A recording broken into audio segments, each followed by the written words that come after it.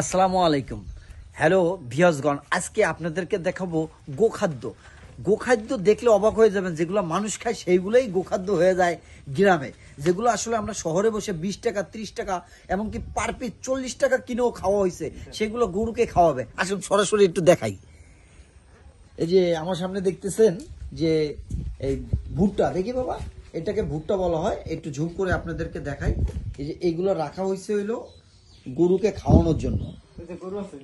হ্যাঁ, এই যে দেখে বাবা, এটাকে ঝুম, এই যে এই দেখেন গরুকে খাওয়াবে। এগুলো আপনারা জানেন শহরে ঢাকায় এই যে আগুনে পুরাইয়া, কয়লা দিয়ে পুরাইয়া এক পিস পার পিস বিক্রি করে 30 টাকা 40 টাকা, ন্যূনতম 20 টাকা। এই আর এইগুলোকে রাখছে শুধু গরুকে খাওয়ানোর জন্য।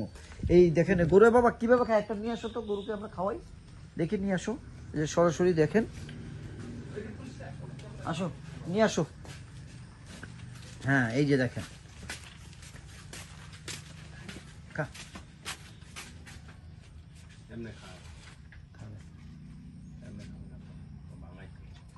ভাঙাই দাও, ভাঙিয়ে দাও, হ্যাঁ দাও। তো যাই হোক, এইটা হচ্ছে আমরা আসলে শহরের মানুষ আমরা পাই না, আর গ্রামের মানুষ খায় না, এটা হচ্ছে আমার মূল কথা।